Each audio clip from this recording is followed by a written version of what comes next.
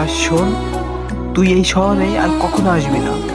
না বন্ধু, আসবো না, আর কখনো আসবো না। বন্ধুর সাথে খারাপ ব্যবহার করে তাড়িয়ে দিলাম, এখন খুব খারাপ লাগছে। বন্ধুরে, তোকে ছাড়া আর ভালো লাগলো না, তাই আবার চলে আসলাম।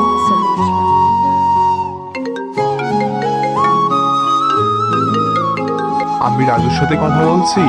জি। আমার বলতে অনেক খারাপ লাগছে, আপনার বন্ধু বাস দুর্ঘটনায় মারা গেছে।